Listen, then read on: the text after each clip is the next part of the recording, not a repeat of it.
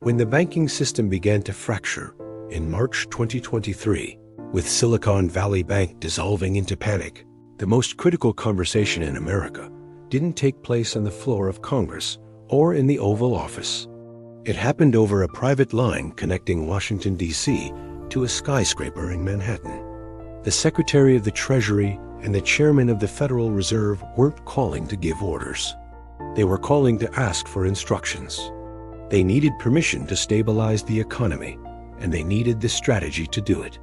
The man on the other end of the line was Larry Fink. If his name doesn't register with you, that is by design. Lawrence Douglas Fink controls a portfolio of $11.5 trillion through his firm, BlackRock. To put that in perspective, that sum dwarfs the GDP of every nation on Earth, with the sole exceptions of the United States and China. But that visible mountain of money is just the surface. Deep inside BlackRock's headquarters hums a digital oracle known as Aladdin. This risk management operating system monitors an additional $21 trillion for other institutions. When you combine these figures, you are looking at a single entity that oversees nearly 10% of all financial value on the planet. This isn't just wealth, it is gravity. When Fink decides capital should flow into a sector, markets rally. When BlackRock assigns a low ESG score, corporations overhaul their entire identity to get back in his good graces. His annual letter to CEOs is studied with more anxiety than any new federal law, because his letter carries actual consequences. BlackRock is the dominant shareholder in the companies that define your existence. Apple, Microsoft, Amazon, and the banks that hold your life savings. Through a mechanism that few truly comprehend, BlackRock votes the shares held in your pension and your 401k, wielding power over trillions of dollars that Fink doesn't technically own, yet completely commands. The structure Fink has erected, the dominance of index funds, the enforcement of ESG compliance, the role of the too big to fail advisor didn't crumble when the 2008 crash revealed the dangers of centralized finance. It metastasized. It became the atmosphere we breathe. You cannot opt out, because BlackRock isn't just an investor in the market. BlackRock has become the market. They own the major stakes in the media you watch, the tech you use, the pharmaceutical giants that medicate you, and the massive property firms that are buying up the homes you can no longer afford. Fink didn't just build a business. He engineered a new form of stakeholder capitalism, where CEOs answer to a checklist of demands defined largely by BlackRock. It is a world where ownership is slowly being converted into a lifetime of renting. It is a system where competition is a charade, because when BlackRock, Vanguard, and State Street own the biggest slice of every competitor in an industry, true rivalry is bad for business. Here at The Economic of Fallen Empires, we usually look at how great powers collapse, but today we need to examine the new empire that has risen to rule us. Larry Fink's journey to becoming the world's most powerful unelected official began in Los Angeles in 1952. He wasn't born into a banking dynasty like the Rothschilds. He was the son of a shoe store owner. He built his Leviathan on a single transformative idea. After graduating from UCLA, Fink landed at the investment bank, First Boston, in 1976. It was there that he pioneered the mortgage-backed security, bundling home loans into bonds, an innovation that generated massive wealth in the 80s and would eventually burn the world down in 2008. But in 1986, the golden boy hit a wall. Fink made a bet on interest rates that went sideways, losing his firm $100 million in a single quarter. He was blindsided. The complex instruments he had helped create had turned against him because he couldn't see the cumulative risk. That humiliation planted the seed for BlackRock. He realized that the king of the next era wouldn't be the one with the most cash, but the one with the most clarity.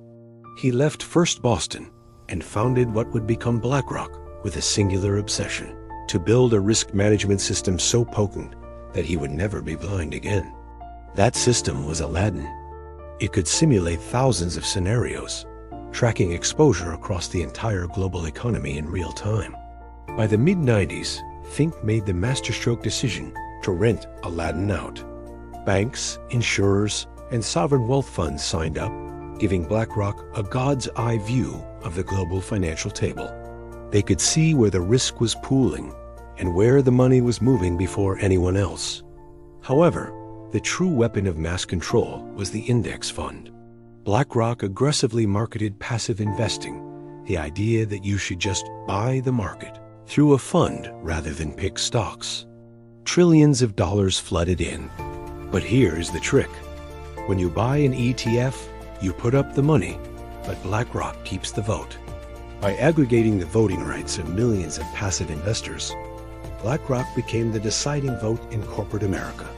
This power is not theoretical. In 2021, a tiny activist hedge fund called Engine No tried to force ExxonMobil to change its board of directors to focus on climate change. Exxon's management fought back, but BlackRock threw its massive voting lock behind the tiny fund. Exxon lost. 3 new directors were installed against the will of the company's own leadership.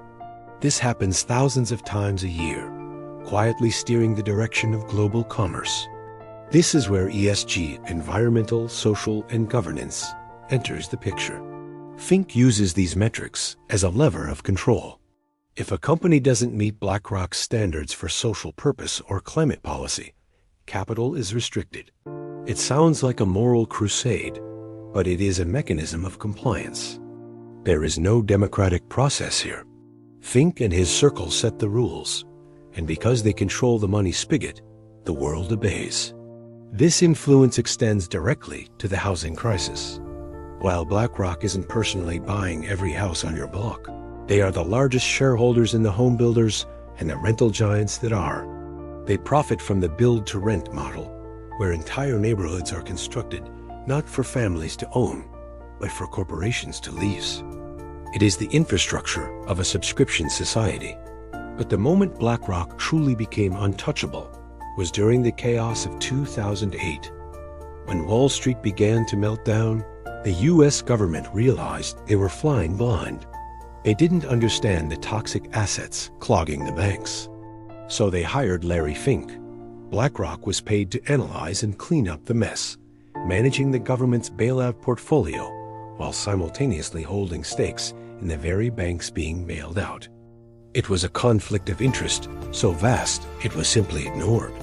They did it again in 2020. When the pandemic froze the markets, the Fed hired BlackRock to manage its corporate bond buying program. The Fed printed money, gave it to BlackRock, and BlackRock used it to buy ETFs, many of which were BlackRock's own funds. This is regulatory capture in its purest form. BlackRock isn't just too big to fail. They are the ones deciding who fails. This leads us to the common ownership trap. If BlackRock and its peers own the airlines, the banks, and the drug companies, why would they want those companies to fight each other? Ruthless competition lowers prices for you, but it lowers profits for shareholders. So industries settle into a comfortable, expensive stagnation. You pay more for your flight, your mortgage, and your medicine because the owners of these companies are all the same people. The system extracts wealth at every turn.